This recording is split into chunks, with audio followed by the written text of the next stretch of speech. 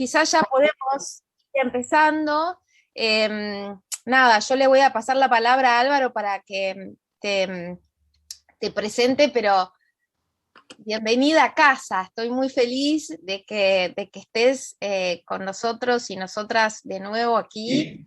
Muy, muy feliz y con este texto tan impresionante. Un gran placer. Bueno, justo Álvaro se fue, creo, un minuto a buscar algo. Ya volví, perdón. Bueno, adelante. Gracias Bueno, por venir. bueno, me sumo a las palabras de Florencia, Rosario. La verdad que es un gusto enorme que hayas venido y celebro que Florencia te haya invitado al foro porque coincido en lo que ella señalaba. La verdad que tu libro es un libro súper importante para muchos de los que estamos pensando en cuestiones, las preguntas que vos planteás, y también tiene un eco significativo en las preguntas que se están formulando los estudiantes del doctorado. Yo empiezo la semana que viene un curso nuevo, y espero que los alumnos que están asistiendo a la clase, al foro de hoy, que sean todos los alumnos de mi curso, porque realmente es una excelente introducción a muchos de los problemas que vamos a recorrer en esa clase. Pero bueno, hago una presentación muy breve de Rosario Huber, que, como decía Florencia, es una exalumna de la universidad, de la casa, tanto por su licenciatura en Comunicación y Estudios Culturales, que realizó en la Universidad de San Andrés hace ya unos cuantos años, donde no voy a dar fechas, me parece, pero Rosario fue alumna mía y alumna de Florencia, fue compañera de Edgardo también. Muchos de los que estamos acá la conocemos de hace muchos años, y la verdad que es un privilegio y un honor que ahora se haya convertido no solo en una colega, sino que me parece que el ciclo de Rosario es un ciclo virtuoso del alumno que se convierte en profesor, ¿no? En mi caso particular, que tuve el privilegio de dirigir su tesis de grado, yo ahora aprendo mucho de Rosario. Lo que Rosario publica me hace pensar muchísimo, y bueno, simplemente quería señalar eso. También Rosario, además de la licenciatura en San Andrés, es exalumna del programa en cultura brasileña, que lo estudió, lo realizó poco tiempo después de graduarse. Y bueno, como muchos de ustedes saben, ella realizó su doctorado en la Universidad de Harvard y es profesora asistente en Trinity College en Connecticut. Y bueno, ha publicado extensamente sobre literatura latinoamericana, y en particular la relación entre China y América Latina, que es el eje de este capítulo introductorio, tan rico y con tantas cuestiones para escuchar y para pensar, que tuvo la generosidad de compartir con nosotros en el foro. Creo que con eso más o menos cumplo con una breve presentación, pero sobre todo quería subrayar la alegría que nos da a todos nosotros tenerla a Rosario en este espacio, ¿no? Y en su alma mater, tal vez, si podemos decirlo así, que es la Universidad de San Andrés, donde ella comenzó su recorrido tan interesante y tan rico. Bueno, bienvenida, Rosario, te escuchamos. Muchísimas gracias, Álvaro y Florencia, por la bienvenida. Coincido que siempre es un placer volver a UDESA. Yo fui de las primeras camadas, la segunda camada de la carrera de comunicación, cosa que me encantó porque era cuando la universidad empezaba a invertir, digamos, en humanidades y en una carrera que en ese momento un poco juntó varios de los cursos que había en marcha, tenía un programa nuevo, pero no terminaba de formarse como una carrera de comunicación, digamos, muy formulada, digamos, y entonces para mí fue como una gran carrera de humanidades y ciencias sociales. Y un poco el modelo liberal arts que tiene San Andrés, y eso me permitió como entrar a la crítica literaria, que fue donde me especialicé después, gracias a Álvaro y Florencia, que fueron mis maestros y que desde el principio me empujaron a que buscara un poco, que siguiera un camino de trabajo académico que hasta ese momento no se me había ocurrido. Entonces, a mí me encanta decir que soy de las primeras camadas, aunque eso feche un poco nuestro vínculo y nuestra edad, pero creo que hay algo muy lindo en ese primer momento de cuando San Andrés empieza a apoyar a las humanidades.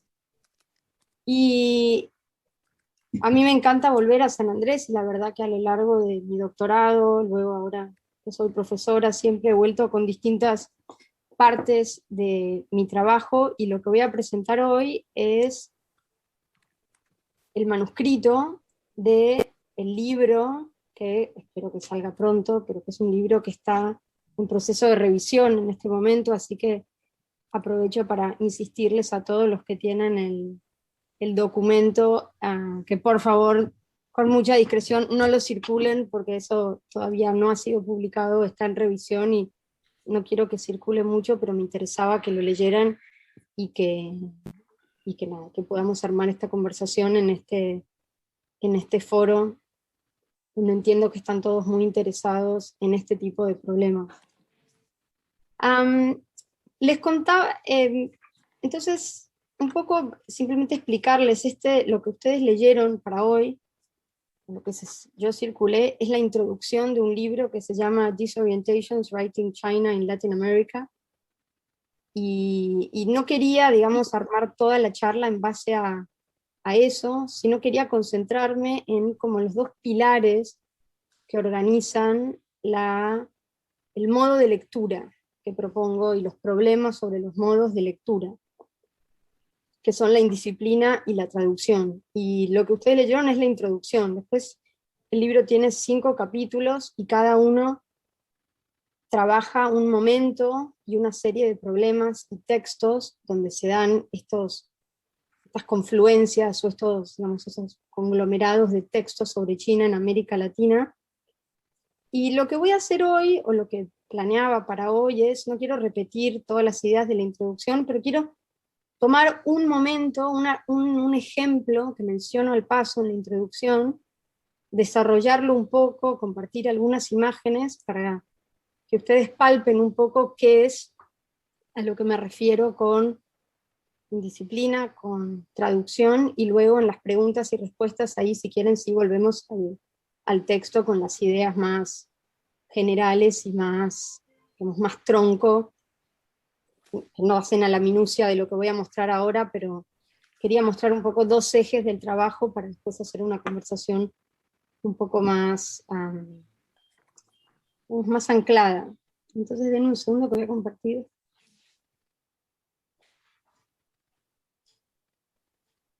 Entonces, como les decía, el capítulo, o digamos, el ejemplo que traigo, es un ejemplo que se concentra en un capítulo del libro, que es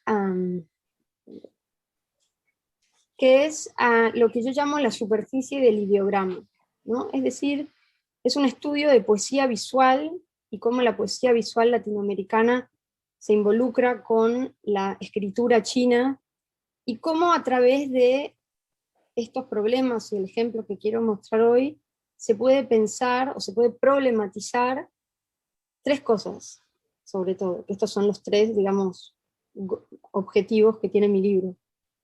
Uno es la pregunta por el archivo, que es cómo se trabaja sobre un archivo que no existe.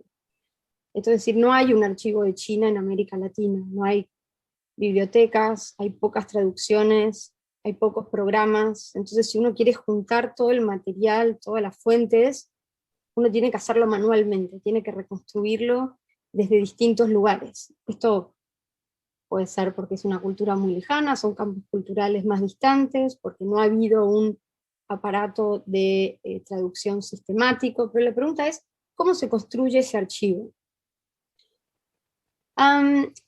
Otra de las preguntas que quiero problematizar hoy con este ejemplo tiene que ver con la naturaleza de la crítica, ¿no? Entonces, ¿qué pasa cuando uno intenta dar cuenta o usar herramientas críticas para leer una cultura extranjera cuando no hay mecanismos convencionales para la producción de conocimiento sobre esa cultura extranjera? Es decir, no hay campos de sinología, no hay especialistas, hay poco stock de libros, poco stock de traducciones, y acá está esto que yo llamo en la introducción las infraestructuras críticas, y cómo yo encuentro en, digamos, este patrón que veo que para leer literatura china en América Latina o para decodificar, se da una suerte de confluencia entre las herramientas de la crítica literaria con las fuentes y los artefactos chinos que viajan en ciertos momentos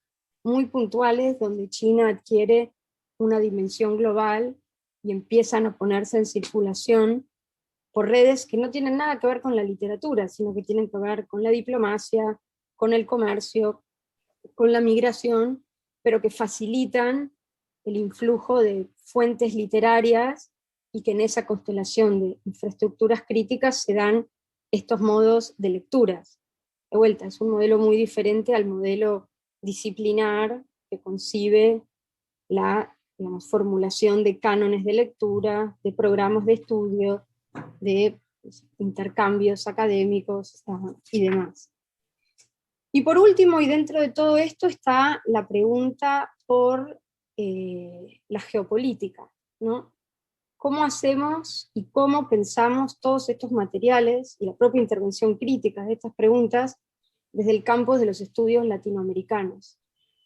Es decir, cómo ante la opacidad de la lengua o la escasa penetración de culturas textuales entre China y América Latina, esto nos hace prestarle atención a una dimensión tal vez menos textual, o una dimensión más física, más material de la literatura, que hace que pensemos la literatura mundial y que intervengamos en debates sobre world literature, literatura comparada, desde aspectos del fenómeno literario que no son necesariamente decodificables de manera hermenéutica.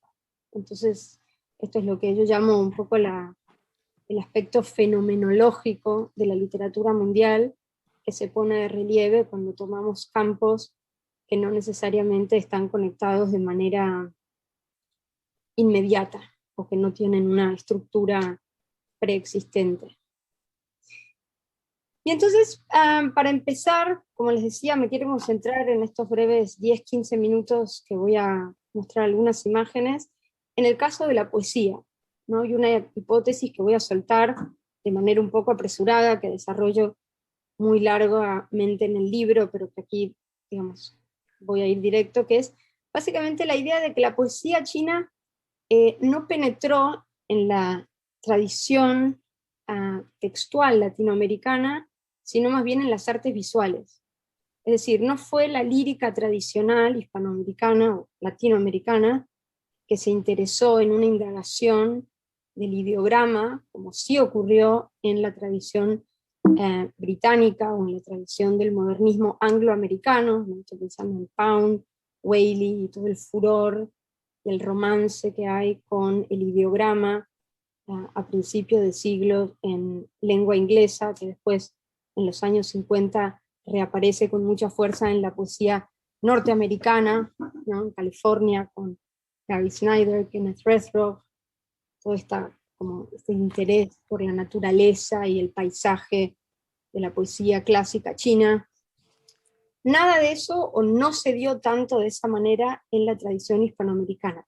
Sí hay casos aislados, como 2 largos capítulos acerca de intelectuales maoístas y su vínculo con la poesía china y demás, pero esa potencia, ¿no? Eso que Octavio Paz, el más orientalista de los poetas latinoamericanos, lamentaba como el empobrecimiento de la poesía latinoamericana por no haberse dejado encantar por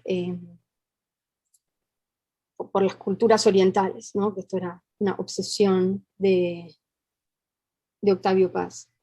Y lo que yo propongo acá entonces es que sí, que ok, lo podemos pensar desde un punto de vista textual, como un desencuentro, pero no desde un punto de vista plástico o desde un punto de vista visual. Y la hipótesis que me interesa trabajar es cómo la poesía latinoamericana, que se interesa por el ideograma, se interesa por la superficie, ¿no? O sea, la superficie del ideograma.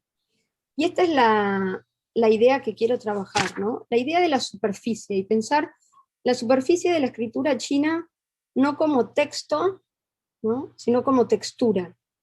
A mí me interesa cómo los aspectos ópticos y ápticos, es decir, táctiles, de la escritura china, como los instrumentos, los materiales, el formato, el lugar de inscripción, plantean preguntas cruciales que tienen que ver con la transferencia medial, con la tradición, que pasan desapercibidos cuando uno se enfoca eminentemente en el, digamos, en el préstamo textual o hermenéutico.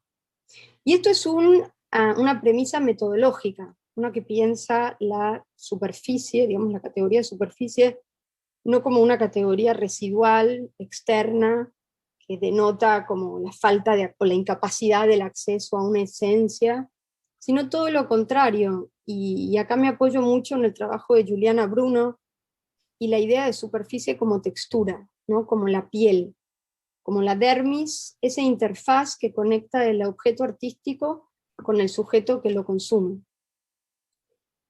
Y no es casual que yo encuentre que una de la discusión más interesante sobre el ideograma en América Latina se da en poetas que eran traductores, sí, pero que además eran artistas visuales que tenían un fuerte interés personal o vital por las culturas asiáticas, pero que además ejercían prácticas plásticas y artísticas. Haroldo de Campos, ¿no? El primero de todos, como lo llamaba Sarduy, el patriarca paundiano del movimiento concretista.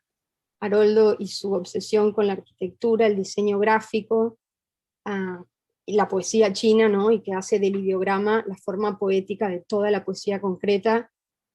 Y bueno, él con el ideograma desde los 50 hasta los 90, que escribe y traduce, va desarrollando y va mudando esa idea de ideograma, pero digamos, la forma poética que le permite replantear la forma poética, digamos, de vanguardia. Sarduy, ¿no? También, además de poeta y narrador, Sarduy era pintor, había estudiado Bellas Artes, trabajaba con acrílico, trabajaba con óleos, trabajaba con dibujo, con grabado, todo tipo de exploración plástica que sobre todo en los últimos años es lo que más le interesa.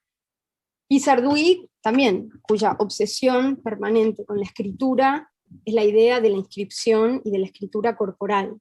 Pues el trabajo que hace Sarduy con el tatuaje, con la acupuntura, con todo tipo de escrituras orientales que implican el contacto de agujas sobre la piel, digamos, ahí hay un trabajo súper interesante que va mucho más allá de lo textual. O Tablada, ¿no? El más reconocible, el más, digamos, orientalista, si se quiere, de los poetas latinoamericanos, que además de escritor y cronista, poeta y cronista, era ilustrador, crítico de arte, era un funcionario de los distintos gobiernos mexicanos, en las distintas ramas de instituciones artísticas, y ni hablar que es, digamos, el gran, digamos, traductor del haiku, de esta forma poética japonesa, a la cultura latinoamericana, al español, y esto, digamos, es algo que está muy trabajado en su historial. Y lo que quiero decir con esto es que esas preguntas filosóficas del lenguaje, ¿no?, que tratan estos artistas, están marcadas por una indagación plástica, ¿no? Y es decir, si toda la cuestión del ideograma, ¿no?, estas fascinaciones, estas lecturas del ideograma que piensan a la lengua china, ¿no?, como el ejemplo paradigmático, el contraejemplo paradigmático, la escritura fonética desde la temprana modernidad hasta el postestructuralismo, estos poetas que indagan con el ideograma, estos que menciono, con los que trabajo, en gran parte ignoran de qué están hablando o ignoran la lectura, no tienen acceso a qué representan esos signos, pero aún así los tienen que representar y los tienen que plasmar en su propio trabajo. Y aquí está la pregunta clave, ¿no? Es cómo plasmar textualmente texto que uno no puede, digamos, texto al que uno no puede acceder. Entonces lo que quiero hacer hoy es concentrarme en un ejemplo de tablada, en un libro de poemas, en un poema específico, y me interesa Tablada, como decía antes, porque Tablada es un poeta muy plástico, ¿no? Que nos hace viajar por esta transición del modernismo a la vanguardia, es el más orientalista, digamos, el más rimbombante de todos los modernistas en cuanto a su aproximación al oriente. Y quería quería concentrarme en un libro de poemas que publica en el año 19, que se llama Lipo y otros poemas ideográficos, que es un libro de poemas que cita, o digamos, en cuyo título aparece el poeta de la dinastía Tang, Lipo, y que es digamos, que a través de la lectura de estos poemas y de este poema que ven acá en pantalla sobre todo, creo que se abre una conversación muy productiva en relación con la antigüedad, con el folclore, con la literatura mundial en general, que nos permite ver por qué avenidas puede salir la literatura latinoamericana en vistas a la opacidad del texto. Quisiera empezar por el problema de las formas poéticas, ¿no? Los caligramas, ¿no? Entonces, Lipo y otros poemas ideográficos es una de las primeras piezas, de los primeros trabajos en la poesía hispanoamericana en romper con la linealidad del verso tradicional, ¿no? Siguiendo a Mallarmé, los poemas de Tablada sugieren que no solo el texto, sino la hoja en blanco son los elementos significantes de la poesía, ¿no? Entonces en este poemario las letras, digamos, juega con el tamaño, con la fuente, con la especialidad, con la geometría, con los dibujos, con estos caligramas, incluso incluye un carácter chino. Fue muy criticado inicialmente en México, se publicó en Caracas el libro, pero digamos, su círculo más inmediato estaba en México, y el poeta López Velarde hace digamos, una crítica pública a la que Tablada responde casi como una suerte de manifiesto, hace una respuesta en la prensa que se vuelve casi un manifiesto de la poesía ideográfica, que la voy a leer porque creo que ahí hay mucha sustancia. Así que cito Tablada, esto es en el año 20, a la acusación de López Velarde, y dice: lo que me dice de la ideografía me interesa y me preocupa. ¿Le parece a usted convencional, más convencional que seguir expresándose en odas pindáricas y en sonetos como Petrarca?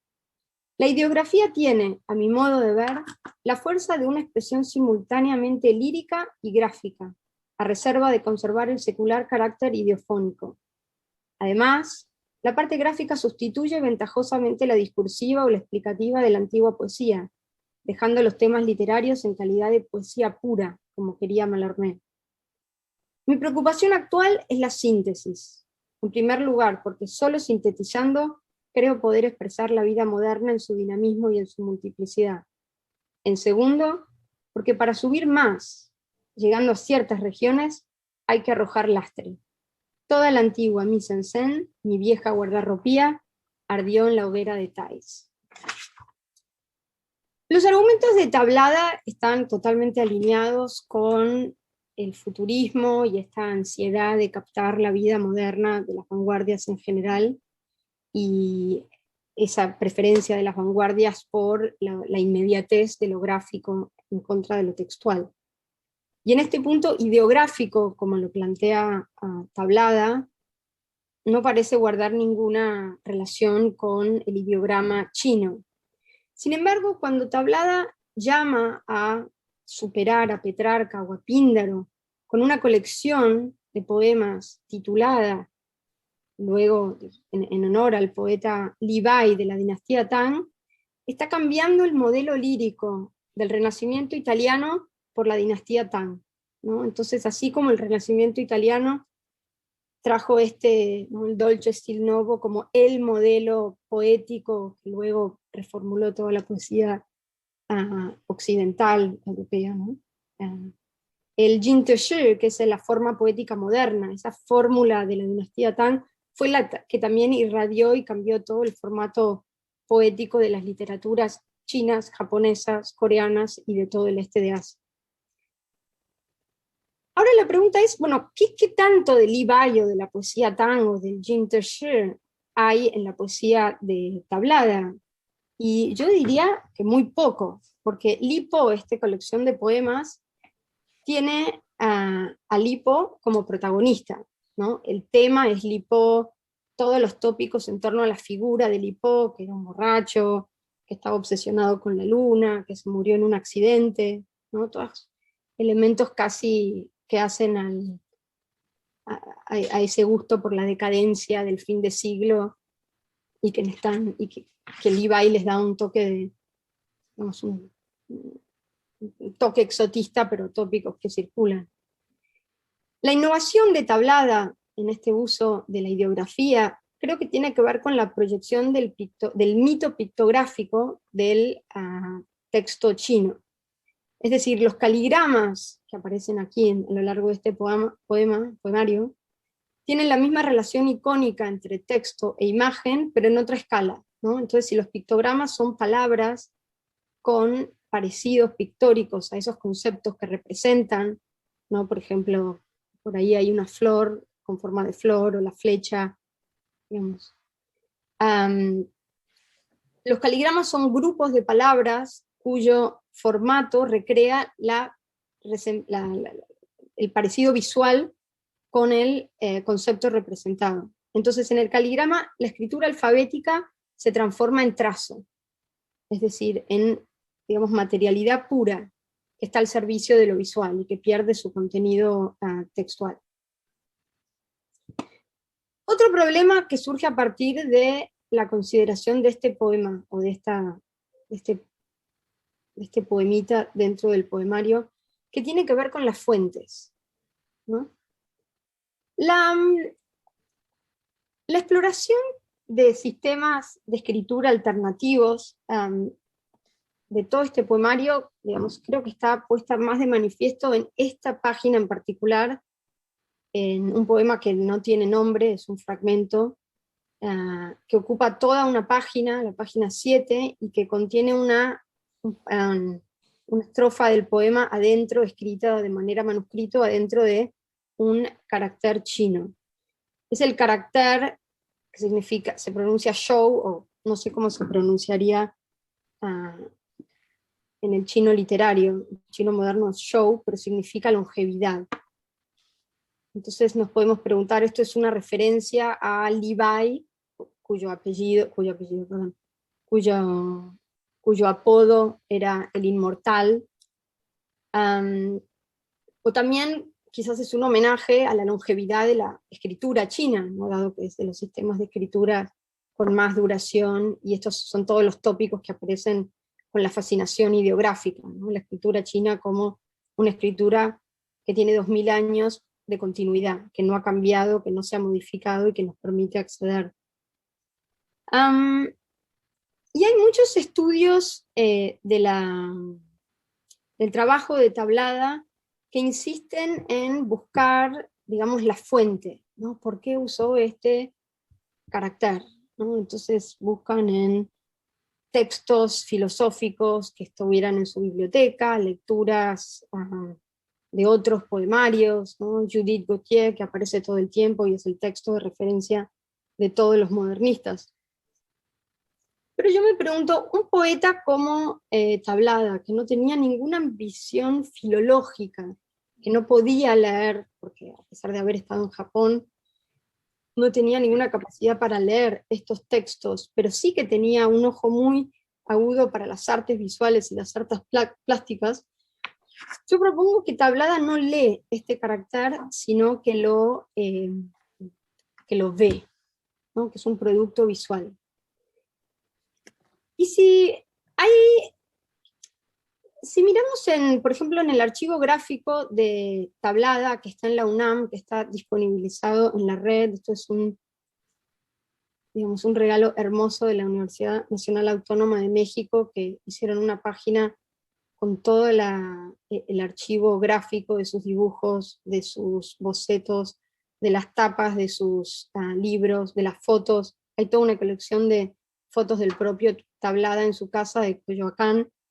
Esto, al que le interese, el libro de Laura Torres Rodríguez, Orientaciones Transpacíficas, tiene un capítulo larguísimo sobre la casa de Tablada en Coyoacán, así que eso se los recomiendo.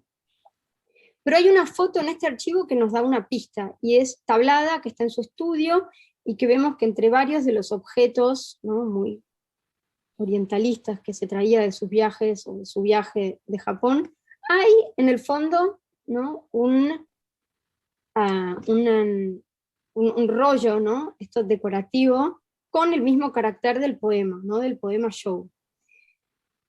Este es un carácter muy frecuente. Es un carácter muy frecuente porque es uno de los 5, de lo que llaman la cultura china clásica, las 5 bendiciones, ¿no?, que son la salud, la fortuna, la vida larga, la virtud y la muerte pacífica. Y la longevidad o la salud es una de ellas. De modo que uno puede recorrer, o es un carácter que se puede encontrar como símbolo auspicioso en un montón de productos que circulan en la vida cotidiana de las distintas culturas asiáticas. Y digo no solo chinas, asiáticas, porque digamos son los mismos caracteres. Y quisiera mencionar algunos ejemplos como para palpar la ubicuidad de este carácter. Por ejemplo, es show, acá lo pueden ver, aparece en un juego de té junto con los otros caracteres Wan Shou Wu Jian, que también es un símbolo auspicioso, que tengas 10.000 vidas, 10.000 vidas longevas sin límite, que se usaba muchísimo en el comercio de cerámica china, que digamos explotó en el siglo XVIII, viajaba por todo el mundo, se reproducía de manera masiva, y hoy en día lo podemos comprar por menos de $60 en internet. Esto lo bajé, creo que de la página Etsy, así que digamos es algo que, digamos, como producto de consumo masivo, que tiene siglos.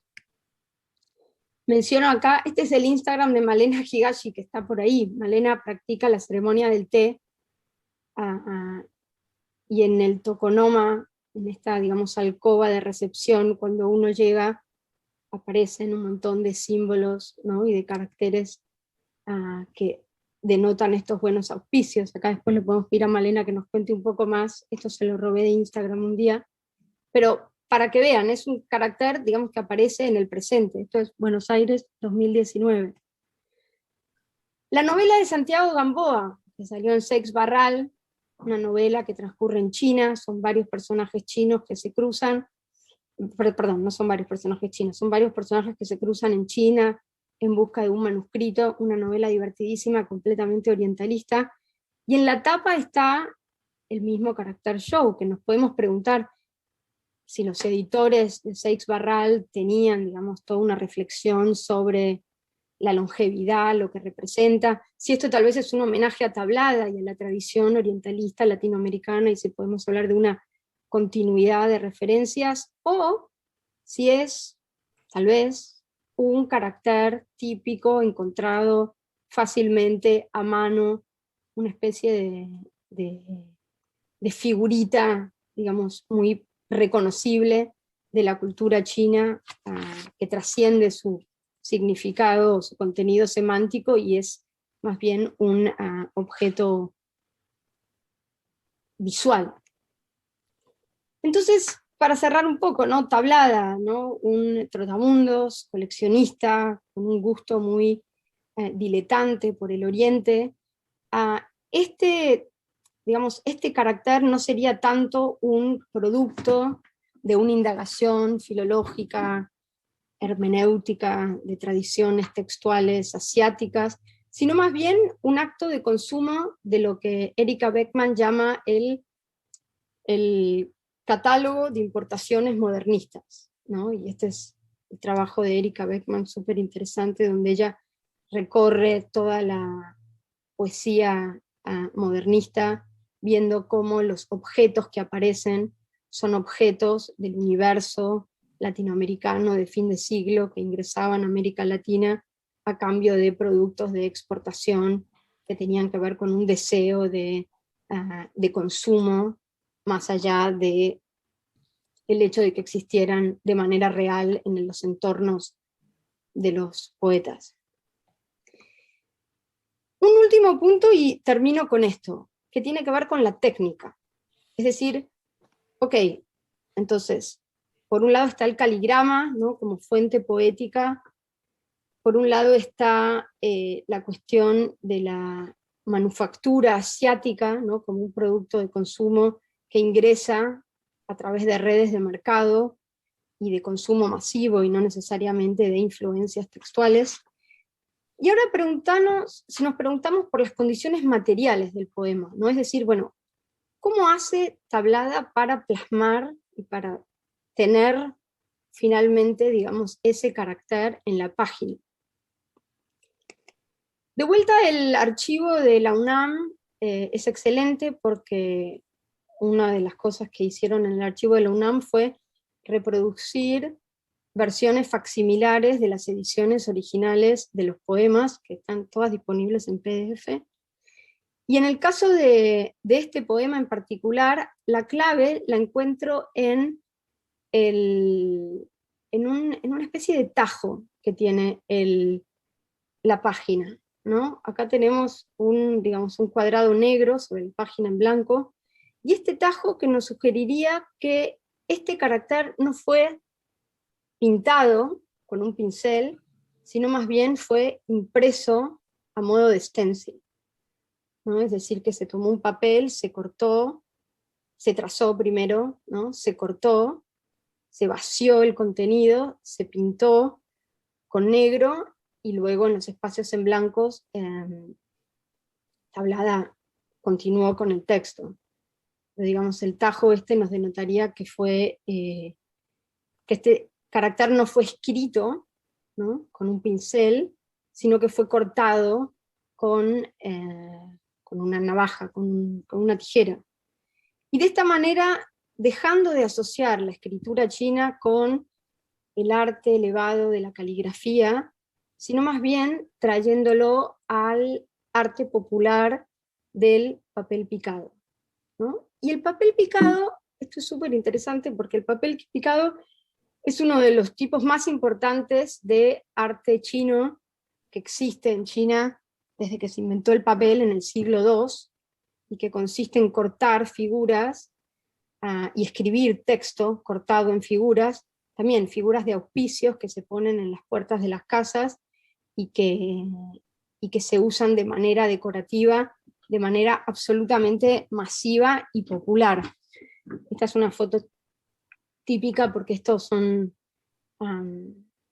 digamos, papel picado, yang se llaman, que sobre todo durante el año nuevo y con cada año nuevo, digamos, circulan con más asiduidad.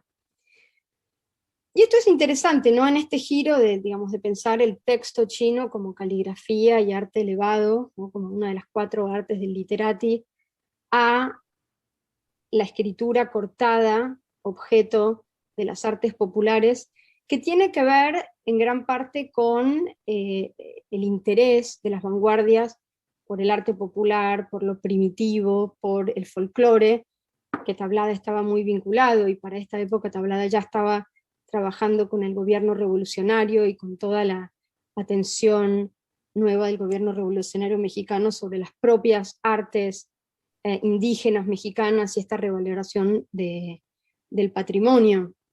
Y Tablada hace un prólogo para un texto del año 27 sobre las artes populares en México, y él da toda una disquisición de cómo el arte colonial, ¿no? Cómo el arte mexicano es arte indígena, arte colonial y arte contemporáneo.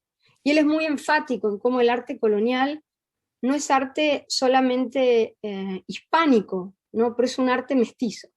Es un arte que está muy marcado por toda la impronta asiática que llegaba a México, sobre todo, por el galeón de Manila, ¿no? Entonces todos esos productos de lacas, de textiles, de porcelanas, todos esos artesanos que llegaron a México durante casi durante 3 siglos, en que operó este buque que viajaba desde Filipinas hasta Veracruz y que traía de manera directa, ¿no?, a través del Pacífico, en una ruta comercial que inauguró el Imperio Español, y que dio una serie de confluencias muy mestizas en México, entre ellas el papel picado, ¿no? Esas banderitas típicas de Puebla, que conocemos como distintivas mexicanas, que tienen su origen en estos préstamos que trae el galeón de Manila, y que Tablada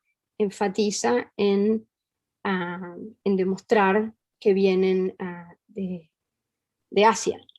Y esta es la tapa de otro libro de poemas del año 28, de Tablada, donde él utiliza la misma técnica. Es Miguel Covarrubias el artista, pero también el bendito archivo de la UNAM, que nos tiene todas las pruebas, digamos, todas las galeras de las distintas tapas, que es básicamente la misma técnica, es pintar este papel picado, luego se imprime y luego se copia, así como yo sospecho que está pensado el poema Lipo. Y termino con esto. Entonces esta idea, que esta es la que menciono en la introducción, pero que ahora, después de todo este contexto, la reformulo de esta manera, para pensar en cómo estos distintos recorridos nos permiten pensar la literatura mundial desde estas limitaciones de la cultura latinoamericana, que es que al usar papel para trazar signos chinos de manera manual, Tablada rebobina la historia del papel y difiere su curso para el Pacífico, donde el papel ya no representa el soporte de texto latino, ¿no?, sino más bien el instrumento de palabras asiáticas y motivos mestizos. Entonces la originalidad vanguardista de Tablada consiste específicamente en iluminar la prehistoria del papel para deconstruir la materialidad de la escritura occidental. Y esta es la intervención, digamos, de pensar esta aporte a las discusiones del logocentrismo, que no va por la indagación filológica, sino por el ejercicio material de la poesía, el ejercicio plástico de la poesía. Y cierro con eso y volvemos, si quieren, a la introducción.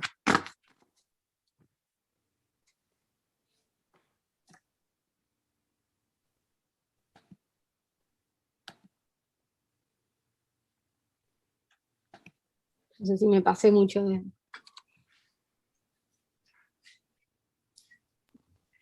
Abrimos a preguntas o comentarios. Gracias, Rosario.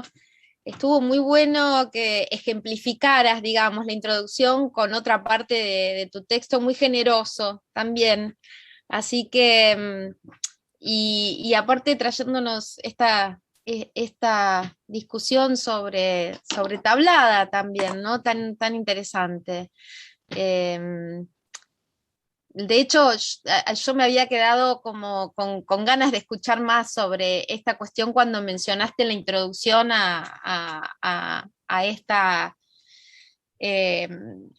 esta influencia, digamos, o esta aparición del ideograma en la poesía concreta, brasileña y demás, ¿no? Así que bueno, abro, ¿no?, a ver quién quiere hacer algún comentario, aprovechen a Rosario.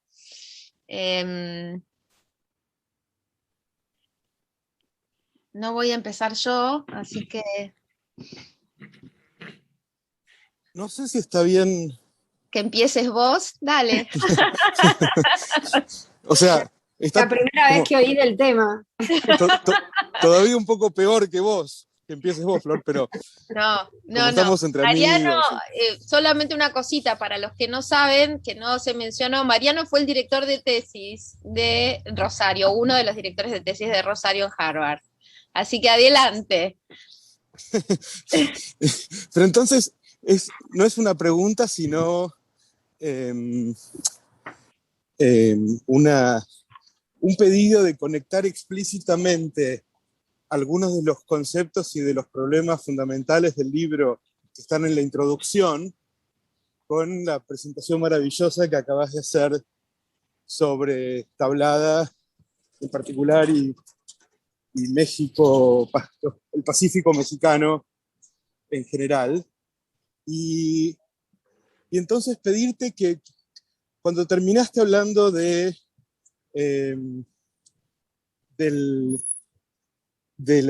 arte en papel cortado, y la importancia del galeón de Manila para el desarrollo de esa técnica y de esa tradición estética en México, como un posible claro ejemplo de la noción de infraestructuras críticas de las que hablas en la introducción. Entonces, pedirte, lo que quería era no pedirte, o sea, era invitarte, pero ¿quién soy yo para invitarte a nada en el Foro de San Andrés? Hacer a que nos cuentes explícitamente, además de que se me ocurre a mí, cuáles son las mediaciones específicas que ves en lo que acabas de presentar de estas instancias de infraestructura crítica. Dale, buenísimo. Sí, esto tiene que ver con, digamos, la pregunta sobre la literatura comparada, y empiezo directo por, digamos, qué es la pregunta, digamos, que traigo en la introducción y que traigo en el libro y que quiero plantear acá. La literatura comparada en sí es una disciplina, ¿no? Pero es una disciplina en eterna reformulación por eternos desplazamientos de intelectuales y modos de lectura, y es una disciplina que por intentar dar cuenta justamente sobre cómo se genera conocimiento sobre una cultura extranjera, está en permanente redefinición. Y uno de los recorridos que yo recorro en esa introducción tiene que ver cómo en los últimos 50 años el debate, sobre todo, fue cambiando en los modos de lectura, de qué se entiende por cómo se lee una literatura extranjera, ¿no? Y ese es un recorrido muy marcado en la Academia Norteamericana, donde los programas de literatura comparada cobraron, digamos, mucho vuelo en la segunda posguerra, con todo el influjo de filólogos exiliados, sobre todo de Alemania, que se mudaron, digamos, se refugiaron en Estados Unidos, los contrataron universidades de élite, universidades Ivy League, universidades de investigación, y que trajeron todas sus herramientas de la filología europea, planteaban una manera de acercamiento a los textos muy textual, muy basada en la lectura atenta de fuentes primarias, que suponían un conocimiento muy íntimo con las lenguas, ¿no? Es decir, cualquiera que quisiera ser un especialista o se considerara un especialista en literatura francesa debía dominar el francés de pe a pa, conocer toda la historia de la cultura francesa para poder leer los textos y dar cuenta de todo el contexto de escritura de esos autores que trabajaban. Es un modelo muy erudito, muy literario, y con unas exigencias de rigor, digamos, textual muy fuerte. Eso es, digamos, el momento un poco de oro de la literatura mundial, ¿no? Como, digamos, donde se escriben los grandes textos, Auerbach, ¿no? Bueno, escribe antes Auerbach de llegar a Estados Unidos, donde empieza, digamos, la crítica norteamericana, además, a abrirse a otras lenguas, que era una novedad, porque la crítica literaria norteamericana estaba muy basada en el inglés.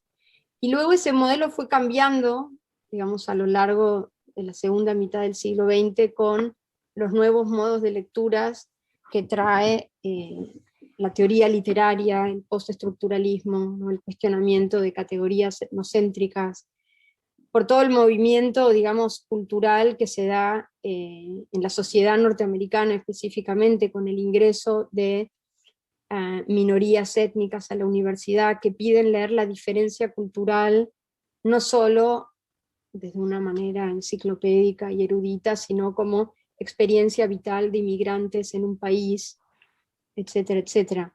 Tiene que ver con también la impronta de los estudios de área, estos modelos de lectura norteamericanas que tienen gran inversión del gobierno y de las, y cómo ingresa el Estado, digamos, en la universidad norteamericana para fomentar el estudio de culturas extranjeras, no ya desde la rigurosidad textual, como proponían los filólogos, estos filólogos exiliados, sino como interés estratégico sobre una cultura extranjera. Entonces ese paradigma filológico empieza como a ponerse en cuestión. Y todas estas distintos modos de lectura que empiezan a surgir, un poco se mezclan o toman forma en los debates de literatura mundial que se dan en Estados Unidos en el año 2000 o a principios de los 2000, con el paradigma de World Literature. El World Literature un poco viene a ordenar todas estas variables, pero para continuar leyendo la literatura. Entonces, para empezar a ver cómo podemos conectar o cómo conecto es la primera pregunta, ¿no? Y decir, Tablada, ¿lee rigurosamente un texto? No. Tablada, ¿usa fuentes literarias? No. Tablada, ¿lee literatura china o japonesa? ¿Tiene conocimiento del contexto? ¿Tiene conocimiento de la cultura? ¿Tiene una experiencia con las bibliotecas asiáticas que le permite tener cierta autoridad sobre, ya sea el poeta Li Po, ya sea sobre la escritura china, ya sea sobre el significado de estas palabras? No, no, no y no. Entonces ahí una primera respuesta podría ser, bueno, entonces ya está, Tablada, no hay nada que decir sobre lo chino porque es todo orientalismo. Eso es un poco la respuesta, como se ha leído rápidamente, ¿no? Como bueno, el gesto orientalista, la reducción, y eso está bien pensarlo, pero bueno, ya está, ¿qué más se puede decir? Entonces lo que yo digo es, ok, tiremos un poco más del hilo, dado que no puede leer, dado que no hay, digamos, un vínculo literario, dado que no hay un fundamento hermenéutico, dado que no hay una biblioteca que apoye estas lecturas. ¿Qué otras cosas podemos sacar de cómo viaja la literatura y de otras formas en que el texto chino llega a Tablada, que no sean solamente orientalismo como pose, sino que nos digan, ok, claro, la literatura circula de otras maneras además de texto. Y esto acá no me meto tanto con Tablado, pero a lo largo del capítulo, por ejemplo, una de las cuestiones que trabajo, y sobre todo con Haroldo de Campos, Flor, que vos preguntabas, tiene que ver con el problema del soporte de la poesía de la dinastía Tang, que es una poesía que inicialmente se escribía en rollos de caligrafía, que iba acompañada de pintura, y que de por sí la poesía de la dinastía Tang no era texto solamente, era pintura, y que en este gesto, por ejemplo, en Haroldo de Campos, tengo un libro abajo, pero Haroldo de Campos en sus ediciones de traducciones de poesía china clásica, hace todo un trabajo con las tapas, donde él emula las sedas, las maderas, todo el proceso, digamos, cinético de desenrollar rollos que hacían a la experiencia, digamos, performática de leer literatura Tang en la época de la dinastía Tang. Entonces, quizás lo que quiero hablar, lo que quiero demostrar con este ejemplo de Tablada es que el hecho que tome el objeto chinoiserie, que el hecho que, digamos, sean referencias sueltas a Tablada, a Li Bai, que el hecho de que tome un producto de consumo que vino con una técnica, es decir, no una técnica de escritura, digamos, de caligrafía, sino con una técnica folclórica, ilumina estos otros modos en el que una cultura, una literatura cruza una frontera que no es necesariamente textual. Y básicamente esto tiene que ver con pensar la dimensión, lo que decía, y esto lo digo en la introducción, ¿no? La dimensión fenomenológica de la literatura. El libro de Martin Puchner, ¿no? Otro de los grandes nombres de la cultura, de la world literature, donde él básicamente dice, ok, ya tiene todo un libro, ¿no? Donde dice, la literatura mundial es una suerte de, o él propone la literatura mundial como cruce entre lo que él llama el storytelling, es decir, el texto, las influencias, los géneros, etcétera, pero las tecnologías creativas, ¿no? Entonces, como el hecho de que la literatura circulara en tabletas, luego en rollos, luego en papiros, hacía una experiencia o permite iluminar aspectos técnicos de la literatura que se pasan por alto con quizás esta obsesión que tenemos con el texto, lo visual, digamos, el contenido, y qué es lo que en mayor parte le interesa a los estudios de traducción, y acá es como la otra parte que tengo en la introducción. La literatura mundial, o la manera que entra la literatura latinoamericana en la literatura mundial, muchas veces es, bueno, el boom de los translation studies. Estudiemos traducción, ¿no? Polisistemas. Español, cultura periférica, ¿no? Influencias, culturas centrales, cómo entran, digamos, cómo entran estos conglomerados demográficos de lenguas, que en mi opinión es un procedimiento muy pobre para pensar la literatura mundial, porque, digamos, rotula en números, y que leer tablada desde una perspectiva de translation studies es estrellarse contra una pared, porque son pésimas las traducciones. Todas las traducciones, yo creo, de los modernistas, o gran parte, y esto vos, Mariano, lo has trabajado, pero, y esto también, digamos, obviamente yo soy de tu escuela, pero las traducciones modernistas de literatura china son traducciones francesas. Gautier, Théophile, Judith Gautier, digamos, no importa lo chino en el proceso de traducción, en la cuestión literaria, porque leen en otra clave, los modernistas leen en clave francesa, neoclásica, esto, digamos, esto lo decís vos. Pero la idea de esto es ir un poco más allá de eso, decir, bueno, pero ¿qué más? ¿Qué otras cosas sí se pueden sacar que no vemos cuando tenemos, por ejemplo, la literatura o la poesía modernista inglesa, que sí que lee muy profundamente desde todo punto de vista, porque los ingleses se hicieron una fiesta con las culturas asiáticas, digamos, desde el punto de vista de producción de conocimiento, tenían herramientas, tenían archivos, todo Oxford, todo, digamos, las colecciones que se traían por años de colonialismo, digamos. Pero esto es otra cosa.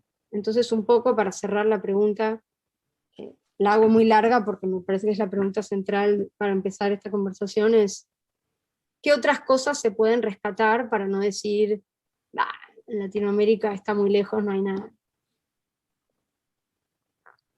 Eso.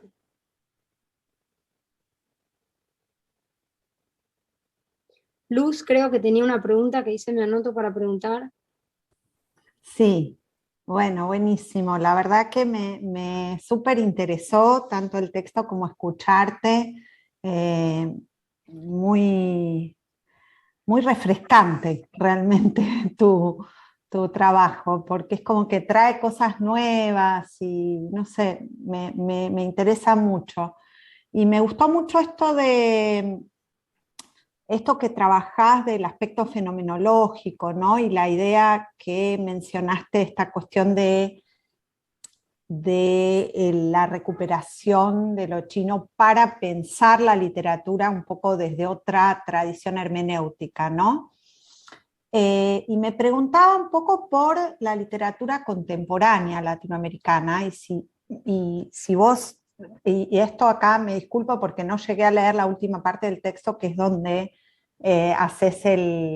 explicás bien los capítulos, que no sé si trabajás con esto, pero me preguntaba un poco porque hay algo que no sé si llamarlo orientalista o cómo, que digamos, pero que se vuelve, ¿no?, sobre esta idea del motivo oriental, ¿no?, no sé, desde Mario Bellatin, Aira, Chafek, ¿no? Y pensaba recién cuando te escuchaba hablar sobre esto de la cuestión de los mecanismos de la escritura, ¿no? Y de la cuestión de pensar también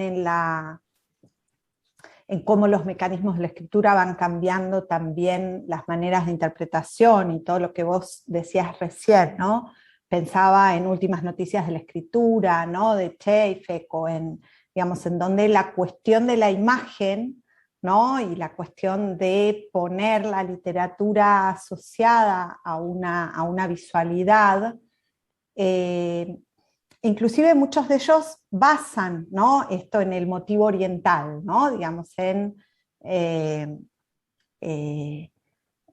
Aira sobre todo bueno, y en Joan Gilberto Noll también, ¿no?, que habla del motivo oriental para pensar su literatura como visual, ¿no? Y al mismo tiempo como material, ¿no?, que también es algo que vos trabajás.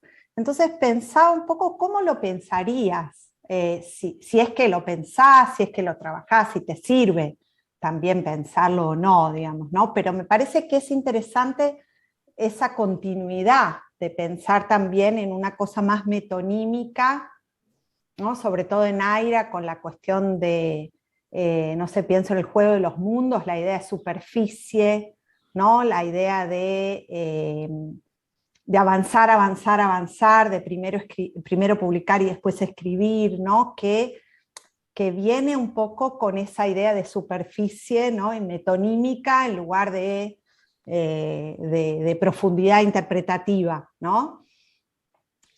No sé si tenés alguna relación con respecto a esto, bueno, no sé, lo que quieras comentar. Sí, está buenísima la pregunta porque es un poco también es hablar un poco de la experiencia, del proceso, y esto por ahí es algo que le interesa a los estudiantes de doctorado que están hoy, un poco de historia de cómo es un proceso de investigación y los rumbos que toma.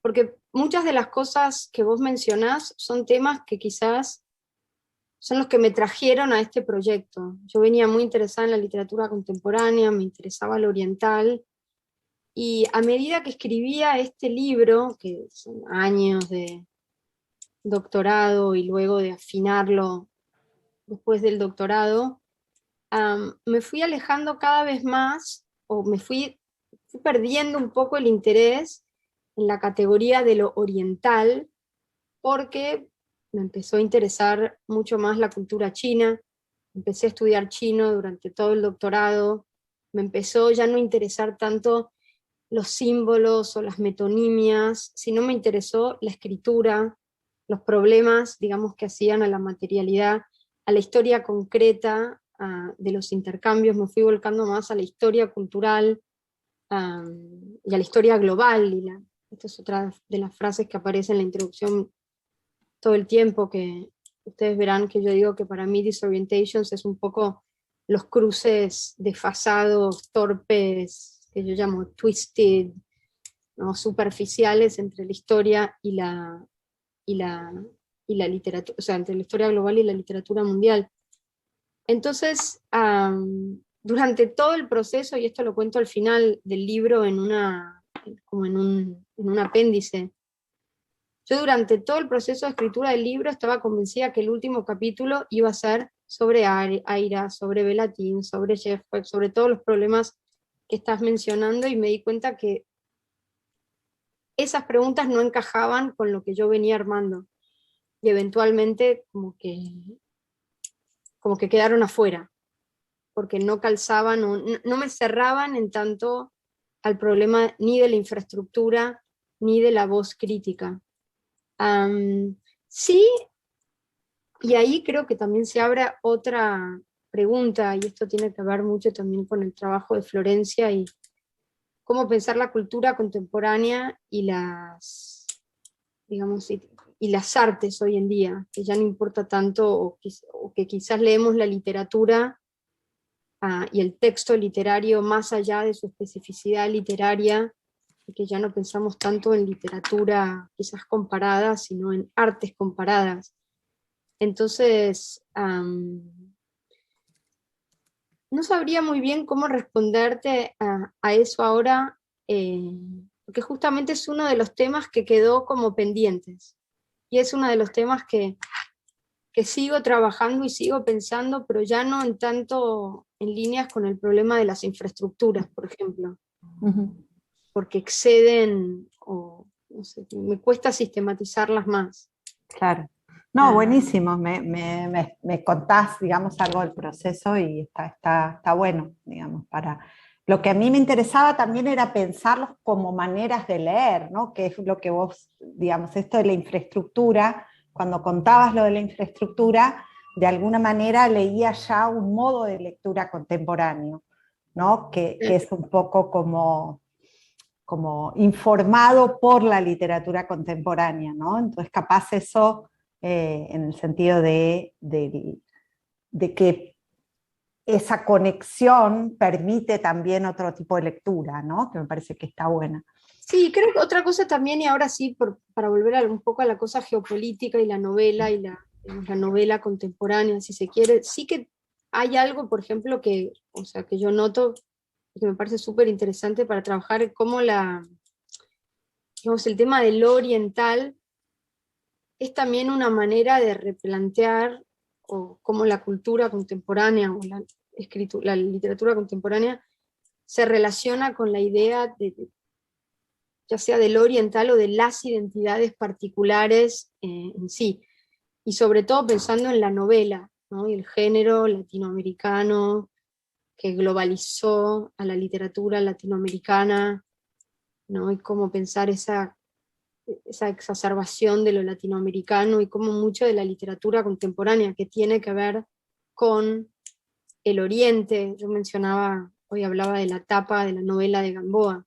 Esa novela de Gamboa es una cachetada, digamos, a la tradición latinoamericanista, que piensa la identidad como forma de, digamos, ingreso al mundo. Entonces, en esa novela, Gamboa se troncha de risa de qué es el gesto oriental, qué es la metonimia, qué es el fetiche orientalista, porque al fin y al cabo se está riendo del fetiche latinoamericanista. Entonces también hay algo, me parece, en una cierta generación de escritores latinoamericanos que se interesaron, o que se han interesado por el Oriente en general, ¿no? Más allá de China y más allá de los problemas que me interesan a mí. Entonces también hay algo, me parece, por ese lado, que tiene que ver con esa inscripción de los escritores latinoamericanos contemporáneos, por un lado con la institución o los procedimientos de la literatura,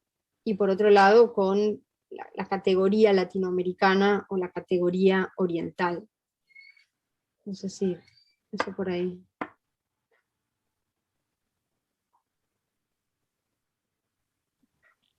Yo en el chat, no tengo el chat, pero veo que hay... Me parece que... Ya Gaby Adamo. Sí.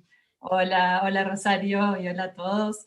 Bueno, nada, buenísimo, la verdad, como decía Luz, muy estimulante tu texto lleno de ideas y de disparadores. Y yo tenía ganas de volver un poco a la idea de la distancia, que bueno, es central en la introducción que vos traes. A mí me pareció muy rica esa cuestión de que por un lado el hecho de estar trabajando con lo que está más lejos nuestro, en las antípodas del mundo, es lo que da mucha libertad, esa opacidad que vos mencionabas, ese desconocimiento, no sé, en un lado lo decís como provocador, el desconocimiento, el no saber, bueno, da mucha libertad y permite toda esta creatividad que estabas comentando, pero a la vez también señalás que en realidad Latinoamérica escribe sobre China cuando la siente cerca, cuando pasa alguna cosa, algún desarrollo histórico que hace que China se acerque. Pareció muy interesante ese juego entre lejos y cerca, y me pareció también, para pensarlo y ponerlo en relación con lo de la literatura mundial, estas dos maneras de ver el fin del mundo, ¿no? Los extremos del mundo, que son China y América del Sur, que de pronto están unidas por experiencias bastante traumáticas, ¿no? En general esos momentos de acercamiento son momentos, no sé, la migración, lo de los coolies, lo de, bueno, los ejemplos que das, momentos de bastante duros que hacen que, no sé, estos lugares periféricos los junten a estos mundos, y me quedé pensando si ahí hay posibilidad de pensar lo que venías diciendo de la literatura mundial armada de otra manera, o sea, dejando de lado el centro que siempre hubo, lo que decías de Auerbach y bla, bla, bla, y todo eso, que igual tienen sus propios centros de periferia intraeuropea, pero bueno, y si se arma ahí otro tipo de mapa para la literatura mundial, no sé, eso, por ahí. Sí, buenísimo, gracias Gaby por la pregunta. Sí, tal cual está como este vaivén entre lejos y cerca. Y eso tiene que ver un poco también, quizás no está dicho de manera tan explícita, pero quizás con una especie de inercia que hay en pensar, o una inercia que viene de un tipo de crítica o de una cierta marginalización latinoamericana, de pensar que cuando hablamos de la relación entre América Latina y otros lugares que no sean centrales, hay que entrar por el lado periférico, ¿no? Entonces, por ejemplo, claro, esa es la primera distinción, ¿no? El orientalismo latinoamericano, claro, como en América Latina no había empresas coloniales, ¿no? América Latina no va a buscar a China o a Oriente, no va a ocupar sus territorios y llenar sus bibliotecas, sino que ahí lo que yo quiero destacar es un poco cómo la cultura china se manifiesta, digamos, en América Latina en momentos globales, en momentos que no tienen nada que ver con América Latina, o en momentos donde América Latina es como un accidente. Y eso lo digo muy enfáticamente. El comercio de culíes es inmenso. El comercio de culíes en el siglo XIX, el grueso va a Norteamérica, el grueso va a Australia, y un coletazo llega a América Latina. Entonces América Latina tampoco es que hay ahí un momento de furor tercermundista, de aproximación y de agencia. Y ese es uno de los temas. Por ejemplo, también toda la cuestión del maoísmo, ¿no? Y cómo en estas redes internacionales, insisto, América Latina es uno de los tantos lugares donde se da esta articulación en que China se presenta. Ahora estoy muy divertida, estamos con una colega de acá de MIT organizando un volumen sobre archivos maoístas globales. Básicamente somos gente de todas partes que trabajamos básicamente con los mismos materiales, las mismas traducciones, las mismas cosas que salían de China y se iban a África, a Francia, a Perú, y haciendo un poco una indagación, que tiene que ver también con eso de desesencializar esa particularidad latinoamericana que suele marcarse de entrada para empezar la conversación. Entonces lo de lejos cerca también, porque es muy seductor desde un punto de vista de planteo de problemas, de pensar lo más lejos posible, y dado que es lo más lejos posible, esto va a permitir una serie de constelaciones, digamos, que no van a ocurrir en otros lados. Entonces es un poco poner en cuestión que la idea de las antípodas no necesariamente lleva a un modo de lectura exclusivamente de las antípodas. Entonces por eso voy y vengo con la idea del cerca y del lejos. Y sobre el fin del mundo lo tenés a Mariano. Estuvimos hablando con Gaby esta semana sobre su proyecto y te recomendé el libro de Mariano, que se hace esa pregunta acerca del fin del mundo. Gracias. Buenísimo, bien Edgardo, ¿no? Sí, un comentario corto para dejar más espacio también. Nada, y agradecerte, Rosario, me encantó, la verdad, me pareció espectacular, súper refrescante. Un par de comentarios de tu exposición, sobre todo. Me gustó muchísimo la imagen final que trajiste de ese libro de Tablada. Y me quedé pensando también cómo ese archivo que trajiste hoy y que manejás y que está también en el texto que compartiste, también permite como iluminar una zona digamos, de la tradición del comparativismo mucho menos textual, como menos basado en el peso de la interpretación de textos, digamos. Que me parece que eso permite iluminar como una manera de pensar lo comparativo, que es posible gracias a que trabajás estos materiales, me parece, cuando, no sé, la tradición de los ideogramas o la tradición esta cuestión que contabas también de ese momento, Haroldo de Campos, de todo el proceso que implica el diseño, el papel, toda esa cuestión que sale de la interpretación puramente textual, ¿no? Me parece que ahí hay una marca de lo interdisciplinario, de pensar más allá de la literatura en un sentido europeo, digamos, que me parece que está buenísimo. Y después la imagen, me quedé pensando en la imagen esa última de la tapa de Tablada, me dio algunos ecos a ciertos grabados y también pensé en ¿Esta? pensé también ciertos ecos también a la tradición gráfica de los grabados baratos, digamos, de principios del siglo y también de la literatura de cordel, pensé, ¿no? Que también se cruza, hay otra tradición ahí. Pero bueno, nada, algunas reacciones, algunas cosas que me dejaron, nada, para seguir pensando y agradecerte, básicamente. No hay preguntas, son comentarios solamente. Sí, todos esos que mencionabas, los grabados, la literatura de cordel, es un poco también, tiene que ver con, o esto que propongo de desacralizar, digamos, ese gesto también súper orientalista de pensar que donde hay escritura china hay caligrafía. Y no, o sea, la caligrafía es un arte súper elaborado, con una tradición, digamos, de corte, que a Tablada, digamos, le resulta inaccesible, y a Tablada lo que le está interesando son esas formas de escrituras populares. En este caso, es interesante mencionar la literatura de Cordel o otros géneros que no tienen nada que ver con la alta cultura. Pero, es decir, que podemos pensar los vínculos entre los préstamos o las escrituras entre China y América Latina desde formas y técnicas que van más allá de la fascinación orientalista, que sería por ahí la que estaba leyendo Whaley o la que estaba leyendo Fenollosa o Pound, porque ellos sí que leían los rollos, ¿no? Whaley, ahí lo mostré en la foto, Whaley trabajaba en la división de manuscritos del Museo Británico. Whaley nunca fue a la universidad, después le dieron un doctorado en Oxford porque era un monstruo, pero Whaley aprendió poesía, hizo las traducciones más hermosas de poesía china clásica al inglés, a través de él aprendiendo, digamos, autoenseñándose la escritura con los rollos de caligrafía.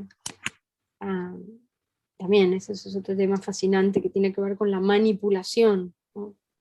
Cuando digo manipulación, juego un poco con lo táctil y también con el meter mano, ¿no? Y este tipo de lecturas que se toman sus licencias porque no son lecturas autorizadas por una disciplina y por protocolos de lectura y demás.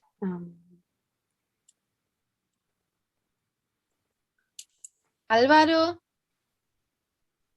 Sí, bueno, me escuchan, ¿no?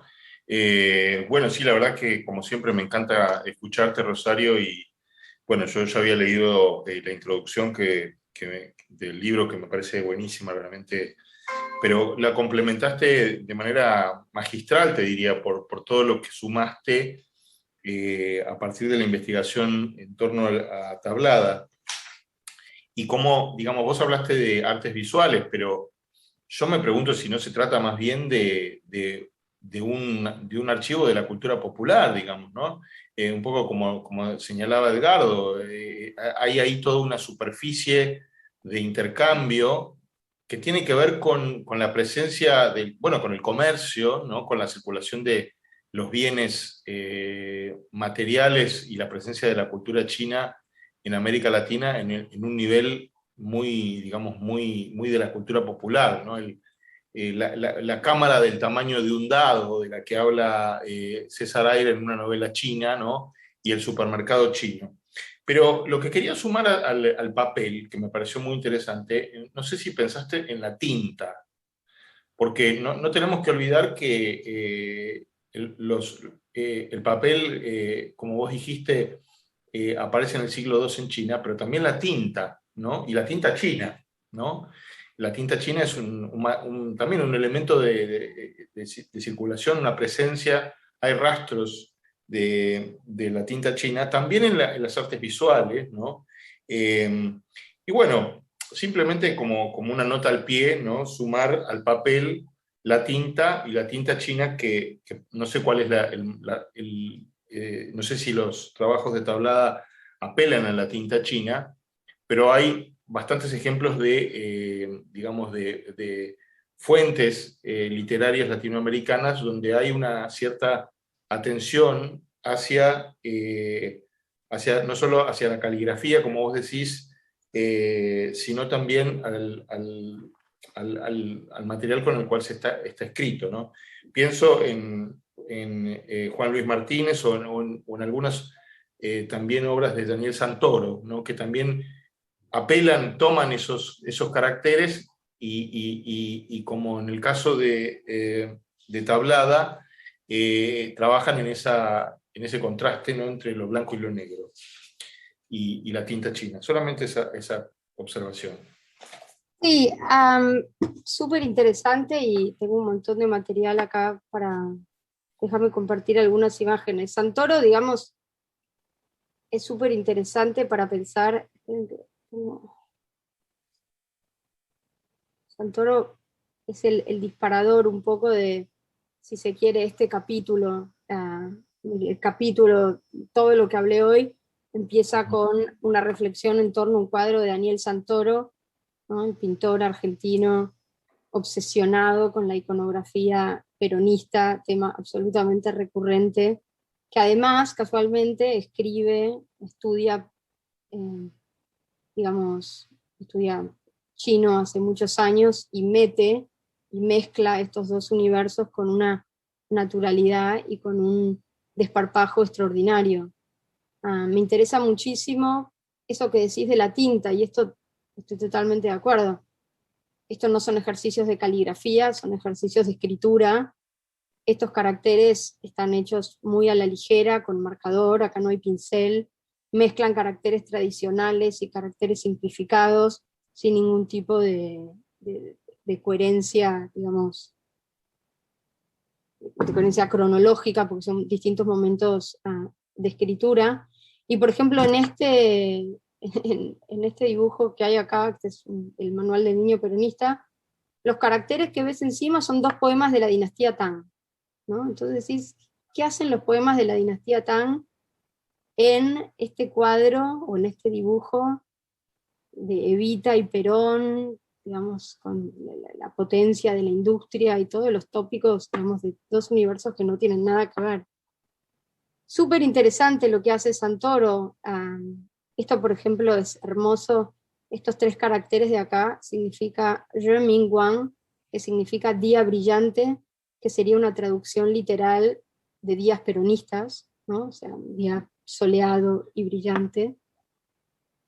Pero sobre todo por ejemplo, acá lo que está en juego, yo creo, que de vuelta no tiene nada que ver con el poema de Wang Wei o el poema de Li Bai que están acá, sino con la idea de la época de oro, ¿no? La época dorada, ¿no? Este esplendor de Perón y Evita, ¿no? El peronismo histórico y el esplendor de la poesía Tang. De vuelta, no tiene nada que ver con una influencia literaria o con un diálogo entre lo que está pasando en los poemas, que uno tiene que ver con una montaña vacía y el otro con levantarse de la cama y ver un rayo de sol, que con el contenido de los dos materiales que hay acá. Seguir pensando en la tinta. Déjame nada más simplemente una última reflexión también, que para seguir pensando en términos de mapas, ¿no? Por ejemplo, la idea de la tinta. Este es el mapa este es el primer mapa que se hace, digamos, un planiferio, en que lo pongo entero, es el mapa del mundo de Matteo Ricci, ¿no? Es el primer esfuerzo colaborativo de cartógrafos chinos y cartógrafos occidentales que se hace en el 1600 y poco, que lo hace Matteo Ricci en la corte del emperador Wangli, que lo invita, colocan a China en el centro, y es el primer ejercicio que tienen que hacer para nombrar a los países de las Américas, porque en el universo cartográfico chino no existía América, era un mapa concéntrico donde era un poco... Y Matteo Ricci tiene que, digamos, elegir nombres topográficos para todos los países y los territorios, no los países, las posesiones españolas y demás. Este es el nombre de México, ¿no? Que es México, es una traducción fonética, y es interesante porque justamente la palabra que utiliza, digamos, de todos los, por ejemplo, de todos los caracteres que significan o que suenan como mo, para reproducir México, él utiliza la forma que significa tinta. Uno dice, pero ¿por qué tinta? No tinta, pigmento, escritura. Esto tiene que ver con toda de vuelta, la lógica comercial. Lo único que se conocía, o lo poco que se conocía de México en este momento, era la plata y las plumas, ¿no? Plumas que eran objetos exóticos que se sacaban de China, de México, y se exportaban a China. Entonces los chinos asociaban México con plumas de animales. Entonces, ahí Matteo Ricci hace la asociación pluma, no solo como el objeto, digamos, decorativo, colorido de los animales, sino pluma como objeto de escritura, ¿no? Porque en inglés sería feather o quill, ¿no? La herramienta de escritura. Y eso es súper interesante para pensar de vuelta, cómo quizás no en el origen, pero cuando uno empieza a escarbar otro tipo de vínculos materiales que tienen que ver no tanto con el contenido, la representación o el significado o la semántica de las palabras y de los préstamos, sino con cómo viajan esos materiales, esos soportes y esas herramientas que hacen a la escritura. Y por eso esto yo lo digo en la introducción, ¿no? De este tipo de trabajo, o sea, todo el libro que estoy escribiendo, quizás no avance tanto el conocimiento filológico sobre la cultura china, porque, digamos, un filólogo chino no va a decir nada más sobre Wang Wei por lo que vea Tablada o Santoro, pero sí que habla de cómo se reinventa la cultura china una vez que cruza las fronteras. Y ahí viene la cuestión de por qué esta es una intervención de literatura mundial. Acá no importa tanto la poesía de Wang Wei o digamos, los rollos de poesía Tang, sino qué pasa una vez que esos objetos salen de una frontera cultural, y lo que yo intento subrayar enfáticamente es que salen de una cultura o cruzan o atraviesan una frontera, y esta es como la premisa de Damrosch de literatura mundial, de que literatura mundial es todo lo que cruza su frontera, digamos, su frontera de origen. Y este énfasis en que al cruzar una barrera cultural, un objeto, y ya por eso lo llamo artefacto, ni siquiera lo llamo textos, se reinventa de manera formal, como que adquiere un nuevo estatus, no solo como texto, sino como objeto. Largo derrotero para dar en el tema de la tinta, justo en los dos ejemplos que me preguntaste. Buenísimo, Buenísimo. muchas gracias. Qué justo, yo me dejé para el final y justo mi comentario o pregunta tenía que ver con esto último que decís y que con respecto bueno, con todas las cosas que dijiste en en esta última frase. Por un lado, esta idea, ¿no? Que es muy, muy divertida, me parece, muy clara y muy divertida, está súper bien planteada, que es esta idea de que, bueno, que estos trabajos no dicen mucho filológicamente sobre la literatura china, pero sí sobre cómo viaja la cultura china y demás, ¿no? Y a mí me interesa mucho esa cuestión y cómo vos la planteás, incluso para pensar hasta qué punto, digo, no se puede cuestionar que no dicen sobre la literatura china, justamente cuando pensás la literatura no como un texto, sino como un artefacto literario, como vos lo planteás, esto está dentro, digamos, en el sentido también, y pensarlo como artefacto dice algo también sobre ese texto, o no se podría poner eso en cuestión, ¿no? A cierto punto. Dicen algo sobre esa literatura, ese texto, pensarlo como artefacto, no lo en otro lado y trae, yo creo que porque te pienso además como ejemplo, ¿no? No por pensarte como latinoamericanista que lee a China, porque bueno, desde Harvard, ¿no? Y desde Estados Unidos has tenido acceso a herramientas y conoces el chino muy bien y conoces la cultura china muy bien. Pero cuando vos lees el Tajo en lo que en el ideograma de tablada, estás leyendo algo más, ¿no? Sobre los ideogramas, sobre cómo, y sobre la cultura china, porque asocias el ideograma a ese papel picado, digamos, ¿no? Y también a la cultura popular. Entonces, me parece que hay algo que también aparece y que por ahí es justamente esa lectura de la literatura, no desde su autonomía, pensándola la China, sino en relación con esa otra cultura popular que puede estar en el papel picado. No sé, me parecía que ahí había algo muy interesante que tu propia exposición acá, al mostrarnos la lectura que vos hacías, ponía de relieve.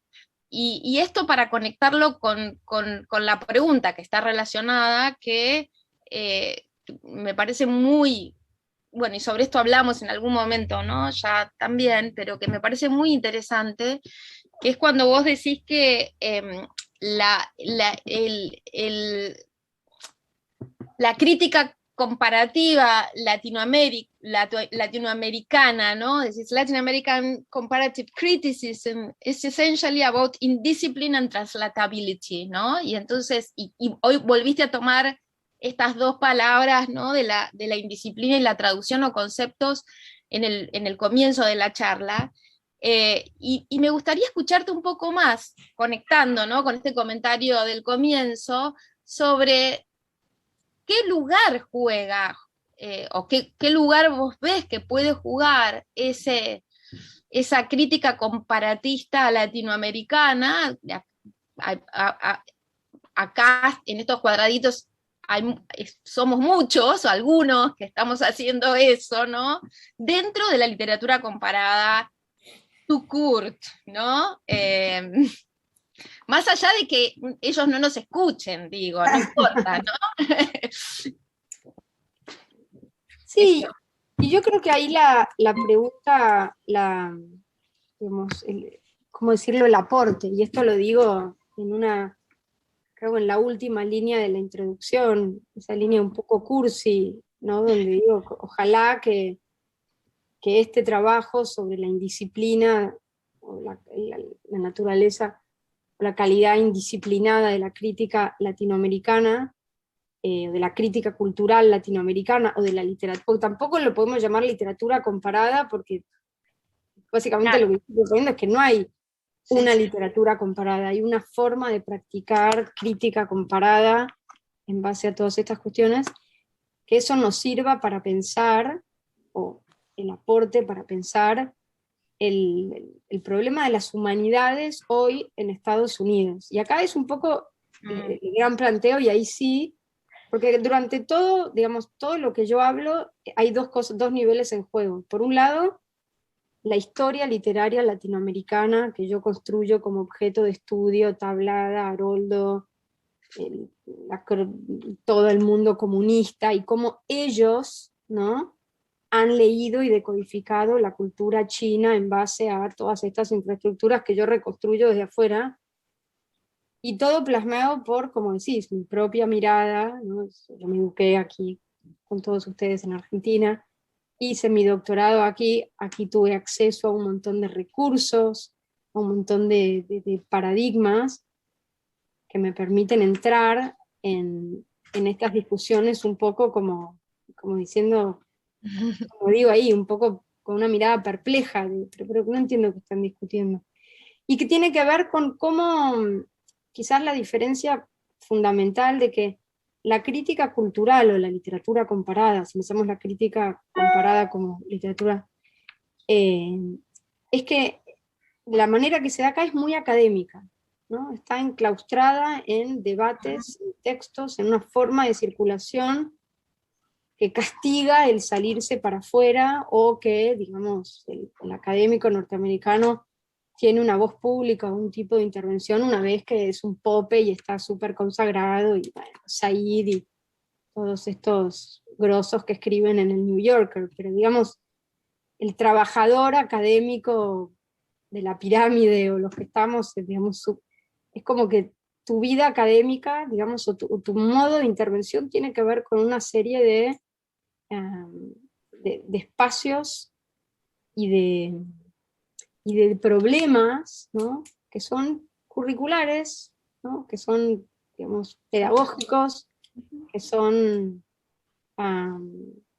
que están muy metidos en la academia, y como todos sabemos es un momento terrible para nuestro mundo en la academia, porque las humanidades están en crisis y hay cada vez más financiamiento, y todo el día escuchamos que cómo se llora, que el fin del campo, que las ciencias nos están consumiendo. Entonces, quizás el ejercicio un poco, lo que a mí me interesa destacar con esto es decir, desde todos estos materiales que muestro, y desde quizás esta estamina que traigo de decir, no, o sea, las humanidades no tienen que darse por muertas porque hay más financiamiento para la ciencia. Pensemos cómo traer esa cosa más indisciplinada y más juguetona al aula para, digamos, para hacer jugar más a los textos literarios, o para hacer jugar más a las herramientas, para desacralizarlas un poco, porque de la manera que están planteadas, digamos, no tienen, no sé. Yo siento, es un poco, quizás un poco optimista, o quizás es este momento de escritura donde veo muy claro que hay mucho espacio para pensar un modo de crítica cultural que no sea tan solemne y que no sea tan riguroso, y que juegue un poco con nociones como la indisciplina o el error, como lo menciono al principio, ¿no?, con la idea de rancia, que la saco un poco del momento fundacional de Colón, para generar ideas y para avivar un poco el modo de lectura. Sí, está buenísimo.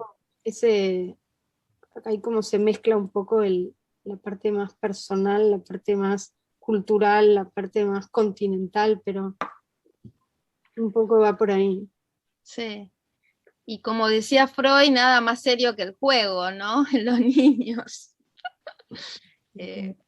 O nada más, nada que nos enseña más que, nadie nos enseña más que un maestro ignorante, diría Rancière, ¿no? O sea, ahí hay toda una riqueza, que es lo que me parece que tu intervención está demostrando, ¿no? Y me parece súper importante, necesario, timely, urgente, nada, la verdad que súper, súper feliz. de Es escuchar. también como, es interesante porque es un momento de la gran pregunta es cómo se habla, ¿no? Sobre cómo se produce conocimiento Ujú. sobre lo extranjero, sobre la diferencia cultural. Entonces, un poco es este modelo filológico, ya es un modelo vetusto, ¿no? Yo lo estoy exagerando acá, pero que es un modelo, digamos, que es el que estructura la literatura comparada acá, pero que viene acompañado por un momento cultural en el presente donde es muy difícil hablar de culturas extranjeras sin pasarse de la raya o porque está muy sensible, digamos, el debate cultural.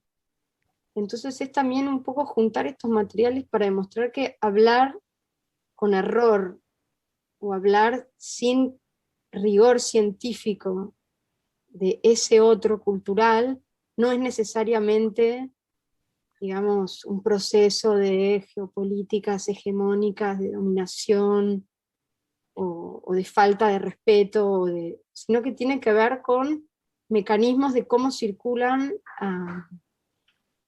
las representaciones y las formas materiales de los artefactos culturales. Y digo artefactos para no decir ni texto ni literatura, sino de pensar la experiencia por donde viaja la diferencia cultural plasmada en una representación simbólica. Me encanta la categoría de artefacto literario y voy a empezar a usarla. Esto, Citándote. ah, ¿Alguien más quiere hacer alguna pregunta o comentario? si Dios quiere, cuando el libro sea libro. Por ahora ustedes No, son no, libros tranqui, escritos. tranqui. Sí, lo tengo en cuenta. Por ahora no es libro, es manuscrito. Ya les avisaré cuando esto sea libro, espero que pronto. Sí. ¿Alguna otra pregunta o comentario?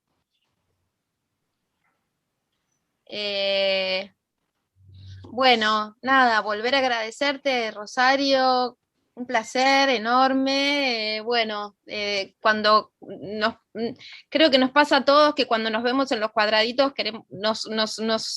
se nos vuelve más presente cuánto extrañamos a las personas, así que espero que con el aflojamiento de las restricciones podamos vernos pronto con tus niñes y Joan, así que nada, mil gracias de nuevo, muy generosa y gracias a todos y todas también por las preguntas y por estar acá escuchando. Nos vemos en la próxima, espero. Dale, muchísimas gracias y ojalá la próxima la hacemos en persona en el Ojalá. campo. Y bueno, y mientras tanto tenemos Zoom que nos junta Sí, en todos nuestros lugares. totalmente. Mil gracias a todos. Gracias, Que vinieron. buenísimo, felicitaciones. Gracias, Rosario. Gracias. Gracias. Gracias. Chao a todos. Chau, chau.